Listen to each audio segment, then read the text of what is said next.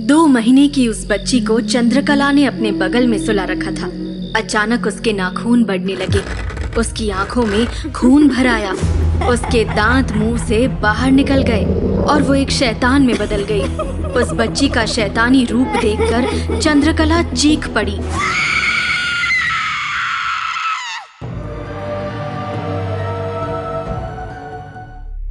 पहाड़ों पर बसे एक गांव मायापुर में रहती थी अंतिम क्रियाक्रम करने वाली एक रुदाली चंद्रकला, और वो अपने काम में बहुत माहिर भी थी।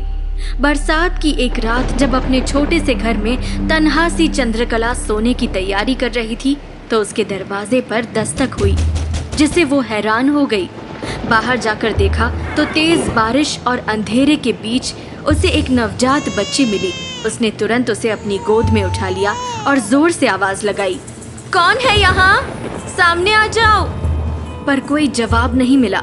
चंद्रकला के मन में कई भयानक ख्याल आए, पर बच्ची की मुस्कान देख उसका दिल पिघल गया। नीति, आज से तेरा नाम नीति और मैं तेरी माँ।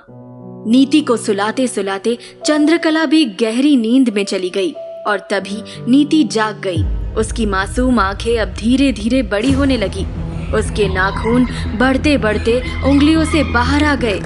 2 महीने की नीति के दांत एक भयंकर जानवर की तरह बड़े हो चुके थे।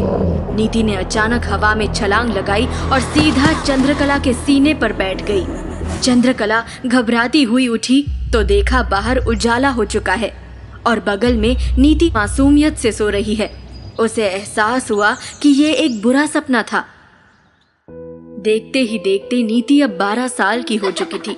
चंद्रकला और उसकी एक छोटी सी दुनिया थी जिसमें वो दोनों बेहद खुश थे। तभी वहां कुछ लोग आए और उन्होंने चंद्रकला को बताया कि गांव के सरपंच माधव की बेटी की मौत हो गई है।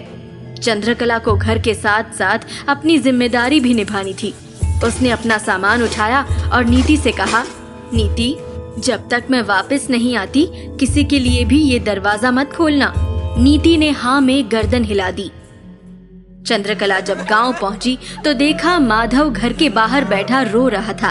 चंद्रकला कमरे के भीतर गई तो उसकी बेटी अदिति को फांसी के फंदे से लटका देख चौंक गई। उसने तुरंत अदिति की माँ से कहा, अदिति ने आत्महत्या की है।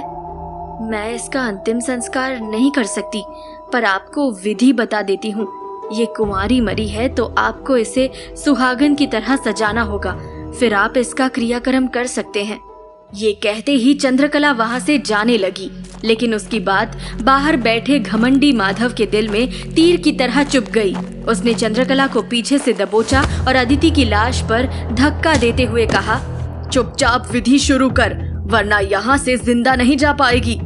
चंद्रकला ने माधव के पैर पकड़ लिए और गिड़गिड़ाते हुए समझाने लगी कि उसके विधि करने से कोई अनहोनी हो सकती है, पर माधव उसकी बात सुनने को तैयार नहीं था। मेरी बच्ची की लाश पड़ी है मेरे सामने, अब इससे बड़ी अनहोनी क्या हो सकती है?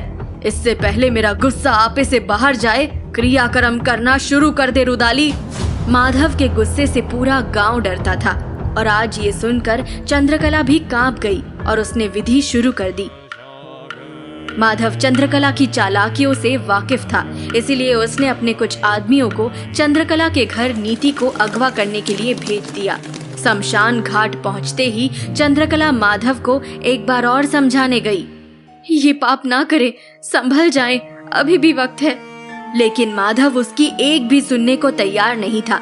तभी एक तरफ से नीति को आता देख चंद्रकला सन्न रह गई। उन लोगों ने नीति को माधव के हवाले कर दिया। माधव नीति को खींचते हुए चंद्रकला के सामने ले आया। अगर तूने अभी क्रियाक्रम शुरू नहीं किया तो तेरी बेटी का क्रियाक्रम मैं कर दूंगा। चंद्रकला ने मजबूरी वश विधि शुरू कर दी, पर उसका नतीजा तुरंत दिखने लगा। आसमान में घने काले बादल जमा हो गए और अचानक नीति जोर जोर से चीखने लगी और उसके शरीर में घाव पैदा होने लगे और वो खून से लथपथ हो गई। ये दृश्य देख सभी डर गए। चंद्रकला उसके पास गई तो उसे भी नीति ने लात मार दी और खुद चलकर जाके अदिति की लाश पर गिर गई। ये भयानक मंजर देख वहां भगदड़ मच गई। बेहोश नीति को चंद्रकला ने अपनी गोद में लिया और भागने को हुई तो तेज बिजली आकर अदिति पर गिरी और उसकी लाश जलने लगी। माधव भी वहां से भाग निकला।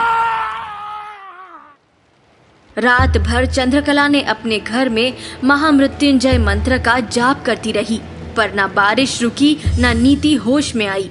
सुबह गांव का एक लड़का सुरेश भागते हुए उसके घर तक आया और आकर गिड़गिड़ाने लगा, माई, कल जो अंतिम संस्कार में शामिल हुए थे सब एक एक कर मर रहे हैं, जल्दी चलो माई, उनको बचा लो।